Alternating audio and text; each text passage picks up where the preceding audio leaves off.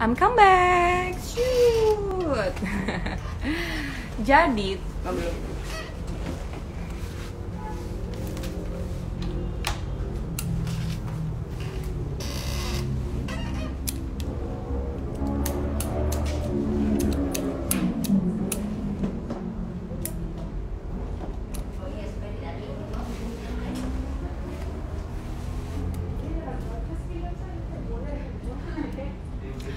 Jadi teman-teman, nanti live-nya bakal dari Instagramku.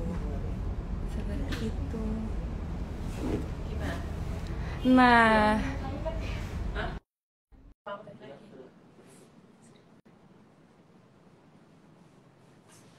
dan kita terhubung bersama Dr. Hasto.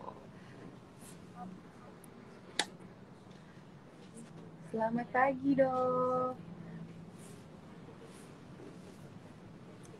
Mungkin Dr. Hasto lagi sangat sibuk ya, seperti yang kita tahu bahwa Dr. Hasto memiliki kepadatan yang sangat luar biasa dan menyempatkan waktunya tentunya untuk live bersama kami, mengupdate ilmu buat teman-teman online semuanya, seperti itu.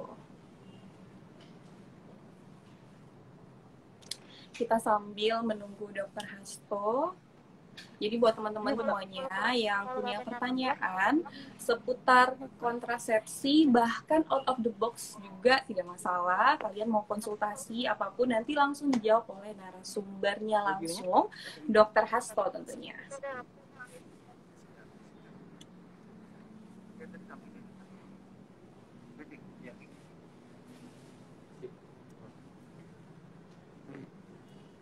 Selamat pagi semuanya. Semoga kita semua dilindungi dengan COVID-19. Jadi buat teman-teman semuanya yang lagi nonton, ayo sadar diri, kita gunakan masker, terus cuci tangan dengan air mengalir. Kalau tidak ada dengan air mengalir, maka menggunakan hand sanitizer. Tujuannya apa? Untuk mencegah peningkatan dari virus COVID-19. Karena semakin hari semakin bertambah nih jumlah dari peningkatan COVID-19. Jadi mulai dari sekarang, sebelum semakin meningkat, ayo kita sadar diri, gunakan masker, dan lain sebagainya.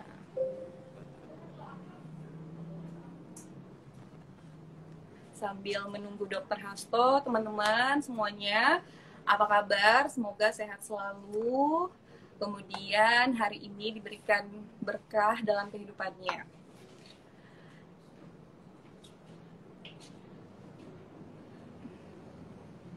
Jadi nanti pertanyaannya langsung aja tulis di komentar di bawah ini ya. Nanti Vina akan baca, langsung akan Vina ungkapkan saat live bersama Dr. Hasto. Jadi juga sebelum live ini, Vina juga buat open Q&A di Instagramku, dan banyak sekali pertanyaan yang masuk, itu sebagian pengalaman pribadi yang mereka rasakan. Seperti itu. Jadi kenapa sih kita tak ambil angkat kasus kontrasepsi? Karena menyambut Hari Kontrasepsi Sedunia tanggal 26 September. Jadi banyak sekali mitos-mitos dan stigma-stigma di masyarakat mengenai kontrasepsi yang belum tentu benar adanya. Jadi membuat orang yang niatnya menggunakan kontrasepsi justru malah tidak menggunakan karena banyaknya mitos-mitos itu, seperti itu. Nah, di sini kita akan kita bahas bersama Dr. Hasto, apakah itu benar-benar sebuah fakta atau hanya sekedar mitos, seperti itu, teman-teman. Terima kasih yang sudah join semuanya sambil menunggu Dr. Hasto. Buat teman-teman juga yang punya pertanyaan, langsung aja ya tulis di bawah komentar.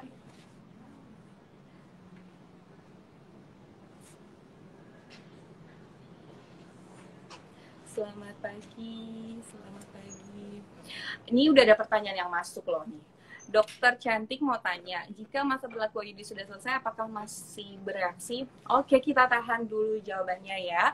Nanti Vina akan catat. Jadi karena pertanyaan nanti akan tertumpuk, jadi Vina akan catat untuk agar bisa dijawab seperti itu. Jadi buat teman-teman, ini bukan hanya mitos-mitos, tapi bisa konsultasi gitu loh, langsung sama pakarnya. Jadi maksudnya apakah masih bereaksi ini apa seperti apa ya?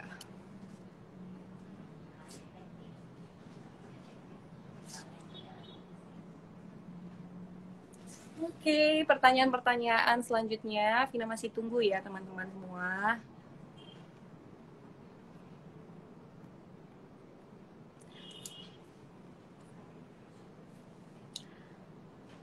Halo Chandra Maya, Provinsi Jabar.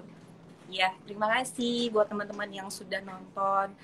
Dan buat juga mau konsultasi juga nggak masalah. Dok, cara program 2 anak cukup yang baik gimana? Oke, kita kumpul semua ya pertanyaan dari teman-teman online.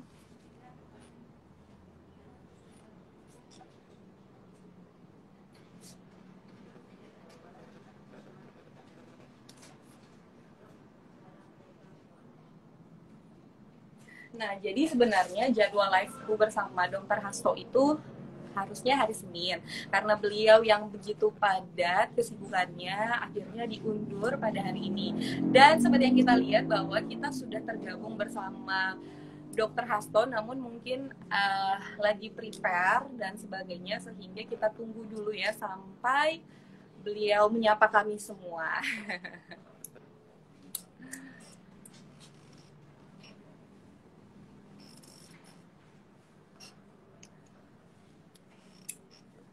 Teman-teman semua jangan tetap menggunakan masker ya, keluar rumah harus COVID-19.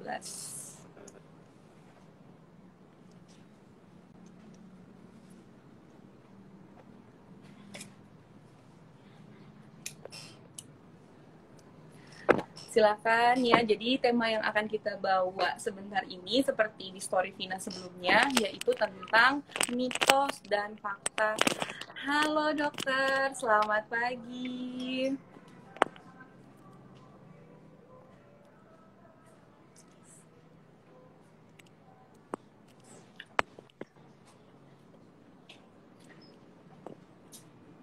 Ya, selamat pagi. Dengan Mbak siapa namanya? Mbak Safrina ya? Mbak Safrina, selamat pagi. Pagi, Mbak Safrina. Iya, Pak. Ya, Dok, selamat Ya, pagi. ya. Ya, pagi. Wah, apa Pagi. kabar, Ya, Dok? ya. Baik. Alhamdulillah sehat ya. Nih. Mohon maaf, Dok. Ya. Nggak apa-apa. Lanjut aja. Oke, baik. Kita langsung aja nih, Dok. Akhirnya kita Ya, bisa live ya. bareng bersama dokter. Jadi, Dokter Hasto ini adalah Kepala BKKBN, di mana Dokter Honoris Causa Dokter Hasto Wardoyo, Spesialis Obstetrik Ginekologi Konsultan. Nah, lihat beliau sangat padat kesibukannya, dan Alhamdulillah hari ini kita bisa mengupdate ilmu bersama beliau di tengah-tengah kesibukannya. Dok, bisa dengar suara saya, Dok? Dengan jelas? Bisa. Jelas. Ya, jelas.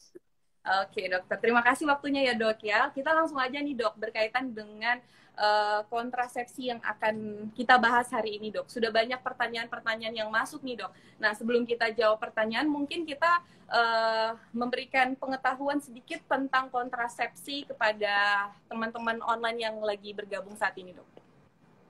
Ya, baik. Kontrasepsi itu kan sekarang itu sebetulnya sudah sangat maju ya. Sangat maju, teknologinya juga sangat maju. Kemudian tujuan daripada kontrasepsi ini adalah untuk kepentingan meningkatkan kualitas dari anak turun kita atau generasi-generasi kita. Ini tujuan kontrasepsi kan seperti itu. Nah, oleh karena itu, yang paling penting untuk saya sampaikan pada kesempatan kali ini, spacing atau jarak kelahiran antara kelahiran yang pertama dengan kelahiran yang berikutnya, itu sangat menentukan kualitas SDM yang ada. Jadi, contoh stunting misalkan. Nah, stunting ini kan sangat erat hubungannya dengan spacing. Jadi kalau misalkan kita ini jarak melahirkannya hanya 2 tahun, sudah ada adiknya lagi, maka resiko terjadinya stunting tinggi. resiko terjadinya autisme tinggi. Nah, makanya melalui kesempatan ini saya berharap kita bisa diskusi bahwa penggunaan kontrasepsi itu penting untuk menjaga generasi yang unggul, anak turun kita yang unggul. Kemudian banyak juga memang mitos-mitos yang kadang-kadang pemahamannya masih salah. Sebagai contoh, ya yang populer aja, hal-hal yang sepele itu sering sering masih belum dipahami. Seperti contoh misalkan, ya kalau mitos yang bukan KB, orang renang spermanya keluar saja disangkanya bisa menghamilkan orang lain itu. Itu kan contoh contoh mitos Betul, betul, yang betul, sangat Dok. Banyak lucu ya. stigma-stigma Nah, masyarakat. ya betul. Nah, ini sama. Ini juga sama seperti oh kalau pakai susuk itu susuknya itu bisa lari itu. Waduh, bagaimana caranya bisa lari? Orang susuk itu ada di bawah kulit, di lengan, di bawah kulit. Ada susuknya bisa sampai ke jantung ya. Tidak mungkin lah. Mau lewat mana? Karena dia tidak di dalam pembuluh darah. Yang bisa lari ke tempat lain itu kan barang-barang yang dimasukkan di pembuluh darah. Tapi ini kan masalahnya tidak di pembuluh darah. Nah, ini contoh saja bahwa banyak hal yang lucu-lucu ya, yang mitos-mitos yang sangat tidak masuk akal. Ada juga misalnya seperti pakai spiral, itu kalau hamil, gagal hamil, spiralnya bisa nempel di kepala bayinya. Lalu bagaimana bisa nempel? Orang spiral itu ya kan lucu itu. Iya, Kan spiral benar-benar, itu Dok. Banyak seperti itu, iya. Dok. Benar-benar. Iya, iya, betul. Makanya mungkin pagi hari ini kita santai lah bisa diskusi yang terkait dengan kontrasepsi. Apa yang bisa saya jelaskan, saya atas nama BKKBN ya kami siap lah memberikan penjelasan lewat ya obrolan di Instagram pagi hari ini. Begitu Mbak, terima kasih. Iya, jadi kan banyaknya masyarakat tuh yang bilang kalau seperti yang dokter jelaskan tadi nih, bahwa sampai di rahim, sampai di jantung, padahal itu semuanya adalah mitos ya dok ya. Betul, betul, mitos. Nah, nah kemudian dok, mungkin kita pembuka nih dok tentang jenis-jenis kontrasepsi yang tersedia saat ini di Indonesia itu dok. Mungkin bisa dijelaskan sedikit. Iya, baik. Ya, jadi kan kontrasepsi itu kalau untuk perempuan itu dibagi dua pada dasarnya. Ada yang hormonal, ada yang non hormonal, kan itu. Yang hormonal itu ada yang pil diminum, tablet. Nah, ada yang disuntikkan, kemudian ada yang Iya. disusukkan. Jadi kalau kita pakai susuk itu juga hormon, pakai pil juga hormon, kemudian pakai suntik juga hormon. Nah, hormon ini juga ada dua macam. Ada hormon yang namanya progesteron. Ini kalau disuntikkan membuat siklusnya sering berhenti, dalam arti menstruasinya tidak muncul. Tetapi tetap sehat, tidak ada masalah. Kalau toh tidak menstruasi, yang bersangkutan tetap sehat. Bahkan kalau tidak menstruasi kan tidak repot. Kalau yang mau menjalankan ibadah juga tidak terganggu dan seterusnya. Nah, kemudian kalau yang hormonnya kombinasi estrogen progesteron, dia masih siklus menstruasi gitu. Nah, seperti itu hormon. Sedangkan kalau ada orang, wah nih kalau pakai hormon tuh cenderung nanti gemuk. Ya, sekarang kan sudah ada pilihannya. Ada yang misalkan tidak pakai estrogen tadi kan tidak gemuk. Sekarang juga sudah ada pil KB yang kalau diminum malah langsing. Ya, jadi malah tidak membuat gemuk itu. Bahkan sekarang hormon pil yang membuat jerawatnya hilang. Nah, itu kan juga ada. Ya, artinya kulitnya jadi halus gitu. Itu kan pil KB kan sekarang banyak yang punya istilahnya punya manfaat tambahan ya, punya manfaat-manfaat tambahan. Nah, kemudian selain hormon ada yang namanya non hormonal. Nah, yang non hormonal tuh ada yang misalkan IUD, misal tuh IUD itu karena di situ berdasarkan logam saja, dalam arti ada IUD yang mengandung CU itu bukan hormon tapi itu apa logam di IUD-nya atau di Dok, spiralnya itu maaf sehingga jaringannya, oh iya iya maaf iya ya. suaranya masih kurang begitu jelas dok. Iya, silakan dok, lanjut dok. Ya baik ya. Jadi IUD contoh yang non hormonal itu contohnya spiral atau IUD itu non hormonal ya. Kemudian juga masih non hormonal, misalnya kondom, kan ada juga kondom untuk perempuan kan ada, ini juga non hormonal. Kemudian ada juga yang pakai tisu juga ada, tisu untuk supaya spermanya mati, ini kan non hormonal. Kemudian tubektomi, banyak sekali perempuan-perempuan yang kemudian melakukan operasi kecil dengan tubektomi, dengan melakukan tubektomi atau KB tubektomi KB mantap istilahnya untuk perempuan, maka dia juga tidak hamil dan ini juga bukan hormonal. Nah, itu yang untuk perempuan ya. Kemudian yang untuk laki-laki itu memang jumlahnya relatif terbatas. Ya, laki-laki ini hanya yang ada adalah dan kondom dan vasektomi. Jadi dua-duanya tidak hormon. Jadi vasektomi itu hanya dengan memutus uh, saluran reproduksi laki-laki yang khusus hanya untuk saluran sperma.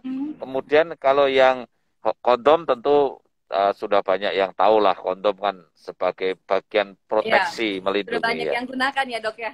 Ya, banyak yang gunakan. Ya. Begitu Mbak. Ya. Dok, nah begini dok, banyak orang masyarakat yang bilang bahwa tubektomi atau pemutusan saluran rahim itu terasa nyeri dok. Apakah memang betul dok? Atau hanya sekedar mitos dok?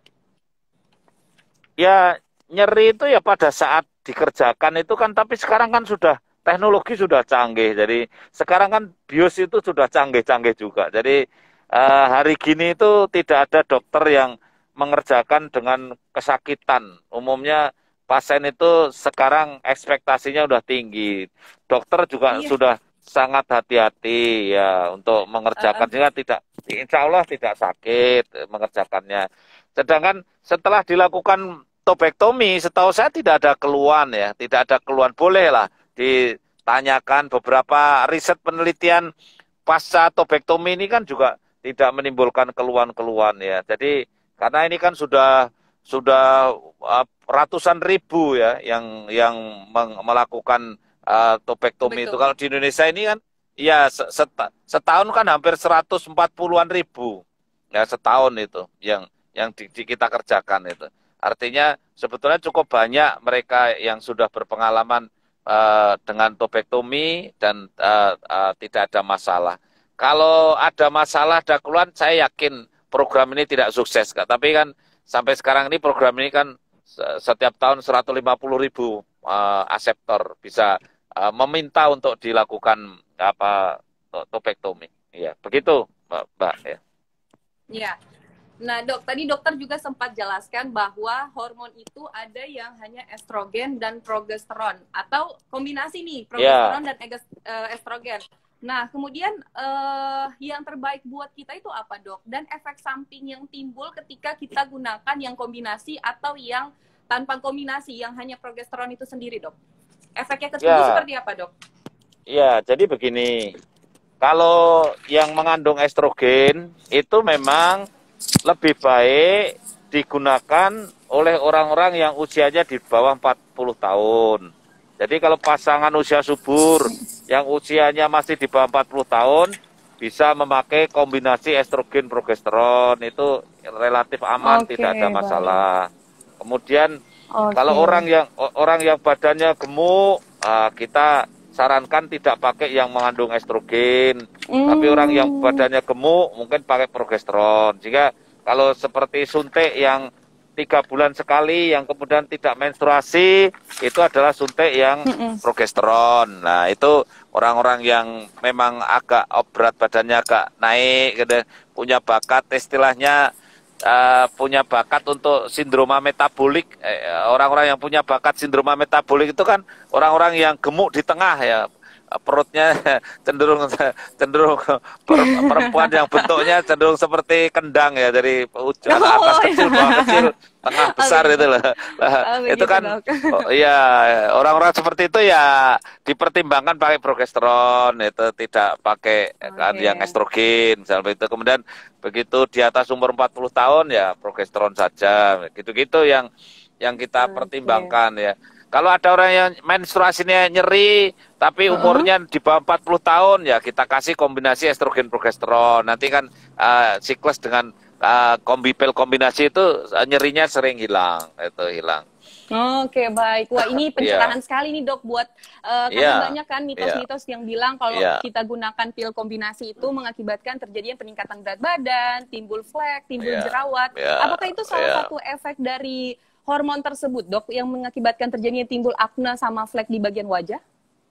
Atau hanya sekedar mitos, Dok?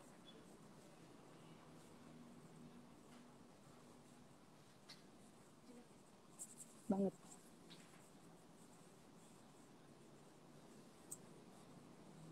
Artinya tidak, karena efeknya tidak meretensi air, maka kemudian tidak menimbulkan berat badan. Nah, tidak ada kenaikan berat badan. Bahkan beberapa ada pil yang sekarang dibuat justru mencegah terjadinya akne. Akne itu jerawat ya. Jadi pil KB tetapi sekaligus mencegah jerawat itu. Itu kan ada karena progesteronnya itu diganti dengan namanya siprotron asetat itu. Nah, hal-hal seperti ini Oke. kan menjadi apa ya, istilahnya kemajuan teknologi di dalam kedokteran yang membuat pasien itu nyaman itu atau Betul, itu yang aseptornya paling utama, nyaman. Dok. Iya, betul. Ya. Nah, ada lagi nih, Dok. Banyak sih masyarakat yang bilang, ini sebagian ini question dari teman-teman online, Dok. Katanya ada istilah masyarakat tentang ber-KB cantik. Itu seperti apa sih, Dok?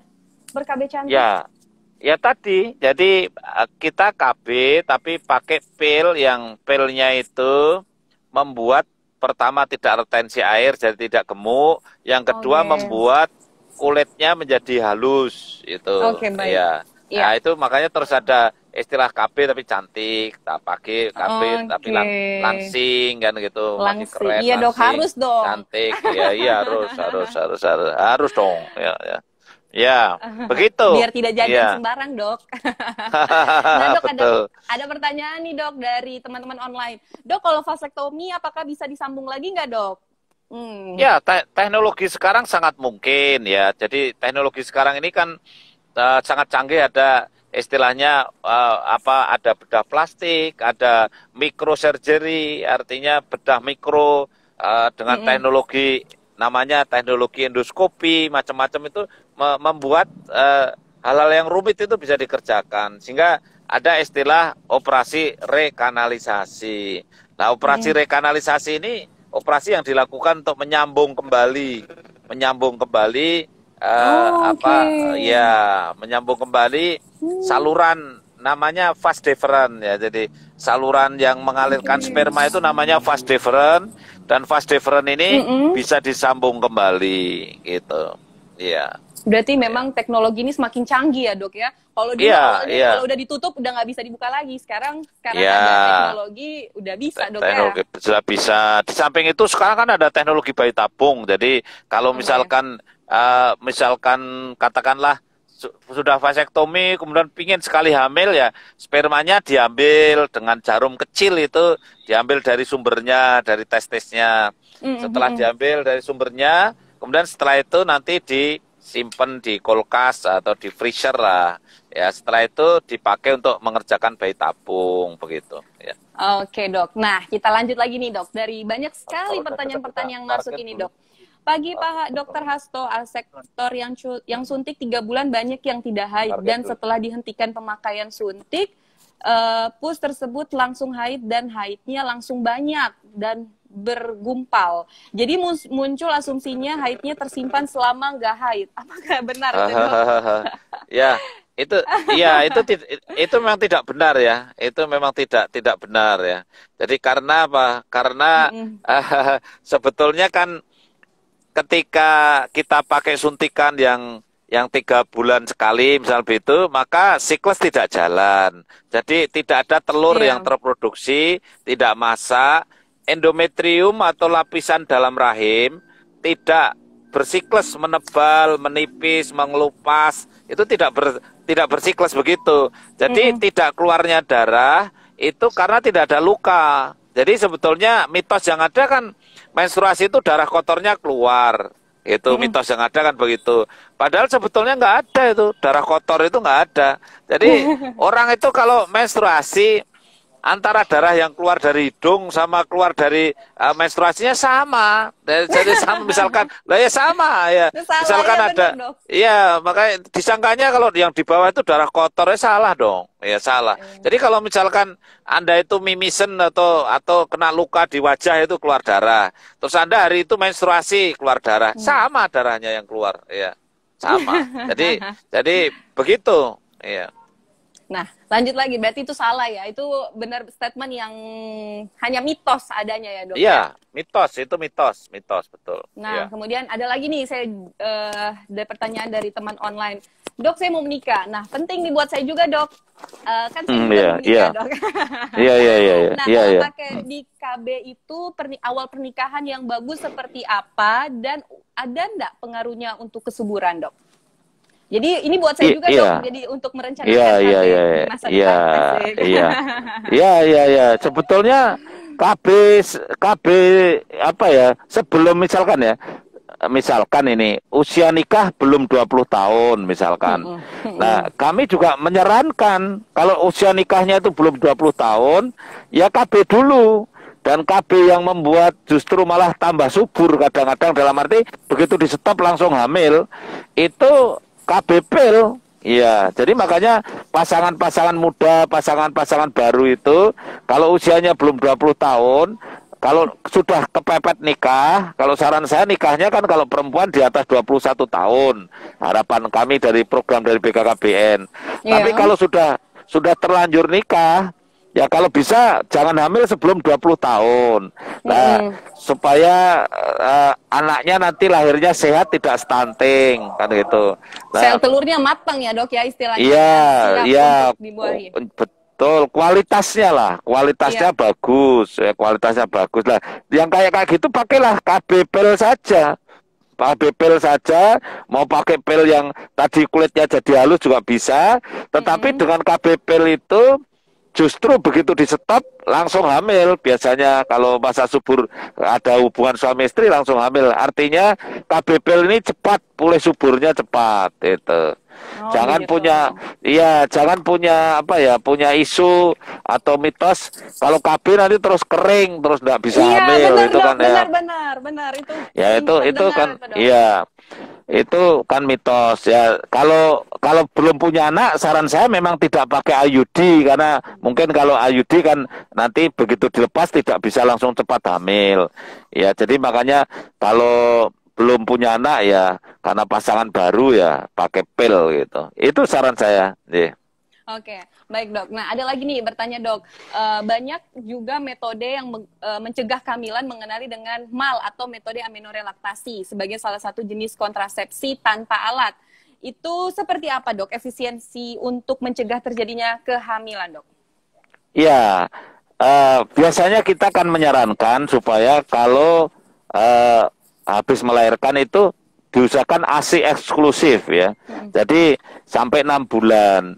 Memang ketika selama 6 bulan itu kita bisa menggunakan ASI eksklusif, tidak ditambah makanan pendamping ASI lainnya, maka perempuan ini biasanya belum menstruasi. Iya, belum menstruasi. Kalau menyusui secara intensif, kemudian tidak diberikan pendamping lainnya, maka biasanya tidak menstruasi lah. Tidak menstruasi ini identik juga dengan tidak subur. Nah, makanya 6 bulan itu masih efisien untuk mencegah kehamilan. Tapi hanya 6 bulan. Hanya 6 bulan. Jadi makanya namanya metode amenorelaktasi. Jadi amenore itu kan tidak men. Itu makanya namanya amenore ya. Berarti efisien ya dok selama 6 bulan walaupun melakukan berhubungan seksual tetap efisien untuk mencegah kehamilan. Iya, masih aman asal menyusuinya intens, kemudian betul-betul tidak menstruasi. Betul-betul tidak menstruasi. Iya. Kalau khawatir dikombinasi dengan hormon progesteron yang tablet, yang pil pil progesteron, ya progesteron only pill. Kalau khawatir ya dikombinasi dengan progesteron only pill gitu. Ya. Nah Begitu. dok, tadi Ya. sempat juga dokter bahas tentang pil KB ya dok ya. Nih saya lupa sih bertanya, bagaimana dok kalau misalnya nih rutin nih konsumsi obat pil, terus tiba-tiba besoknya atau lusanya lupa, apakah langsung terjadi kesuburan pada wanita tersebut atau seperti apa? Dan siasatnya untuk mencegah kehamilan itu bagaimana dok? Saya kurang jelas. Coba diulang pertanyaannya. Oke dokter.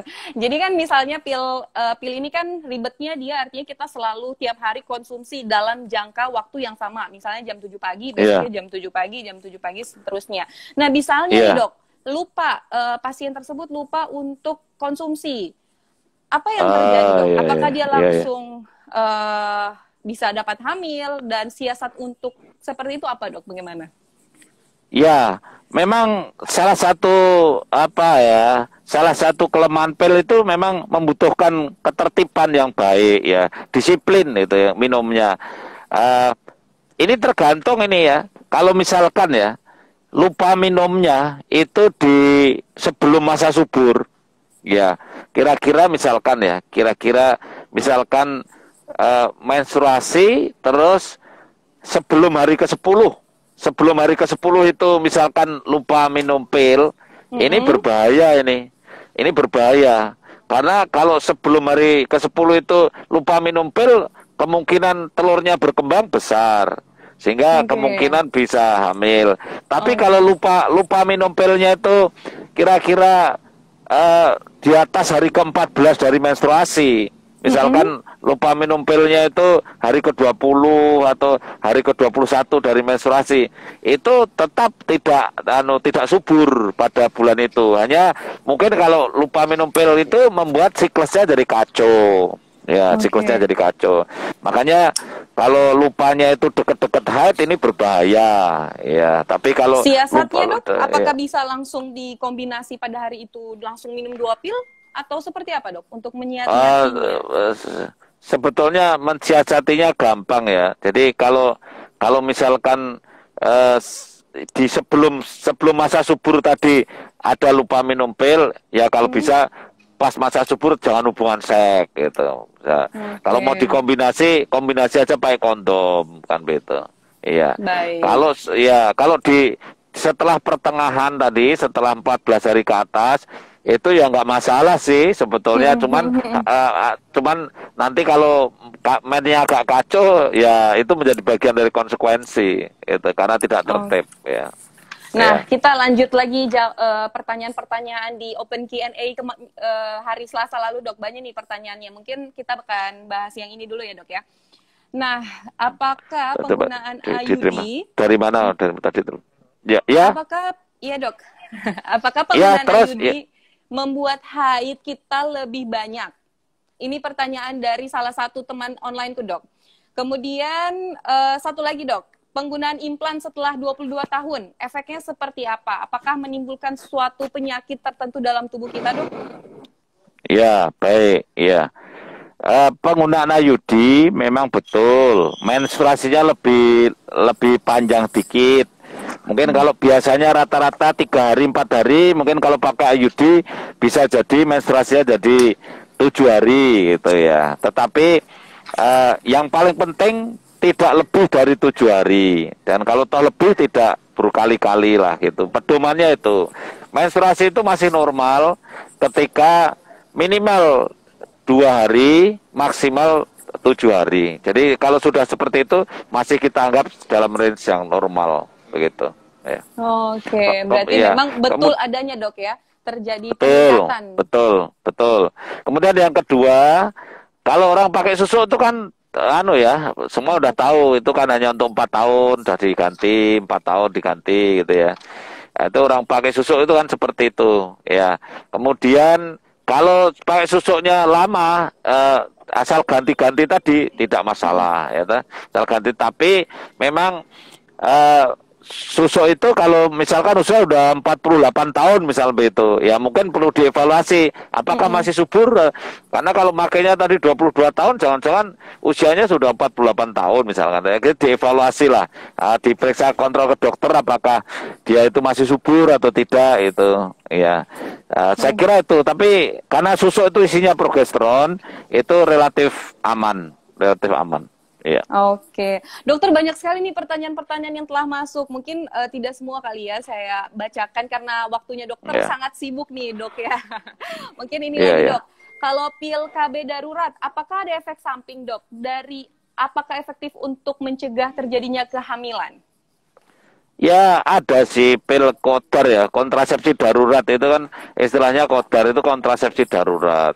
Nah itu kan memang ya sebetulnya hormon tapi dosisnya agak tinggi. Nah ini Mm-mm. biasanya diminum setelah koitus, setelah hubungan suami istri, kemudian pakai karena tidak pakai kontrasepsi sebelumnya terus pakai itu pakai pil yang dosis tinggi hanya diminum sehari atau 2 hari paling lama kan gitu. Nah, Mm-mm. tapi efek sampingnya apa ya? Efek sampingnya memang kadang-kadang mual, muntah, ada pusing kepala gitu. Tapi kan itu hanya singkat karena hanya sehari. Ya, begitu. Oh, begitu, oke, dok. Nah, selanjutnya kita jawab lagi pertanyaan dari teman online. Nah, katanya, apakah efek implan atau spiral sudah habis masanya, tapi tidak diganti, dok? Apa efeknya ke tubuh? Ya, baik. Untuk IUD kalau tidak diganti itu kalau efek langsung tidak ada. Efek langsung tidak ada.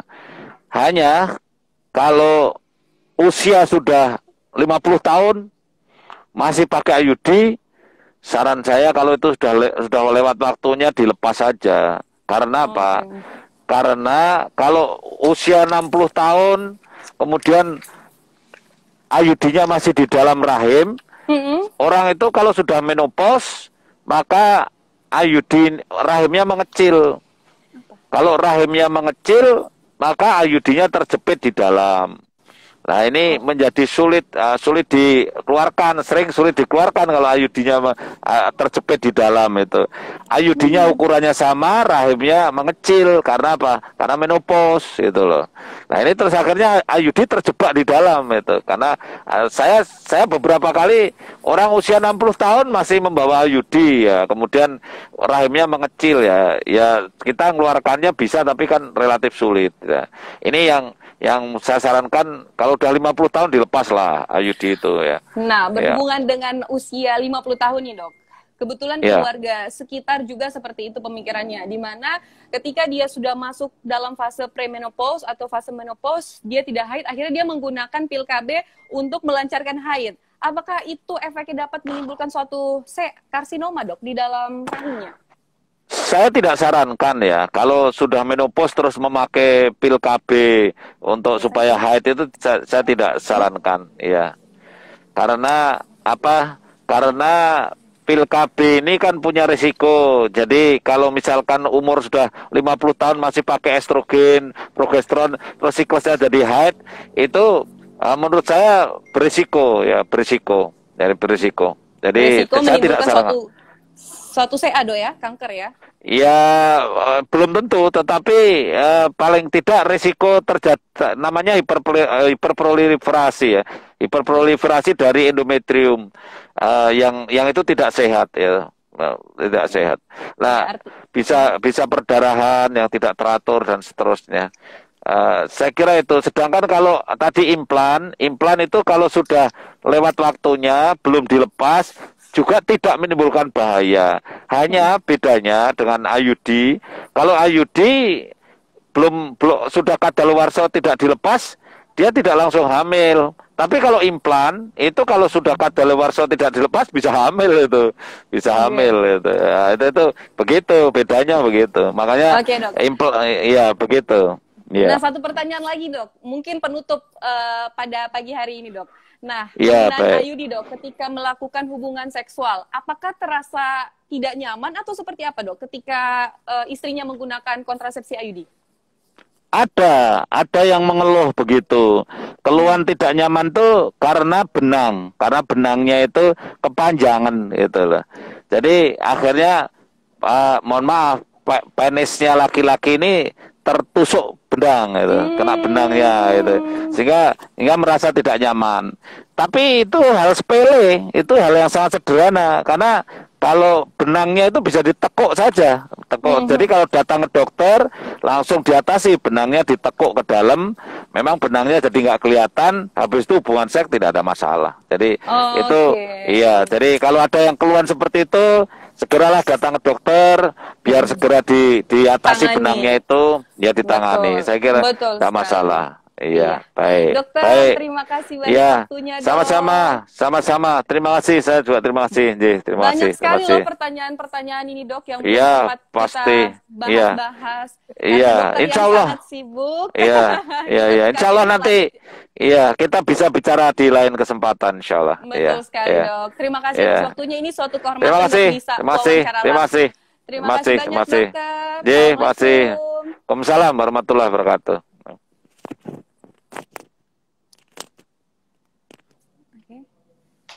Nah, buat teman-teman yang sudah memberikan pertanyaan tadi, mohon maaf belum dibacakan pertanyaannya karena memang segitu banyaknya pertanyaan yang masuk dan Open Q&A kemarin juga banyak sekali pertanyaan. Jadi nanti buat teman-teman yang belum puas dengan jawabannya ataupun yang belum terjawab, kalian langsung aja menghubungi Jessica Lai. Nanti Vina taruh di story atau langsung aja kali ya di nomor 0822-5984-0008.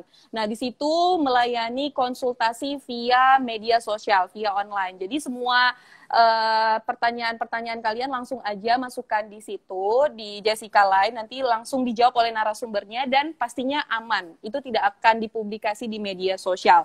Dan untuk waktunya itu Senin sampai Jumat pukul 9 sampai 12 siang. Jadi apalagi situasi pandemik seperti ini, kita sangat butuh nih semua jasa-jasa via online ya, via media sosial. Jadi kita terapkan generasi 4.0 seperti itu.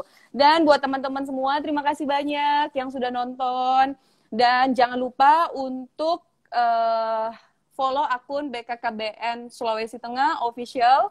Dan selamat tanggal 26 September nanti akan ada Hari Kontrasepsi Sedunia ya. Hari Kontrasepsi Sedunia. Jadi sampai jumpa lagi. World Contraception Day 2020. Pahami dan rencanakan dengan nyaman dan rencanakan setiap kehidupan. Berencana itu keren. Terima kasih semuanya. Muah.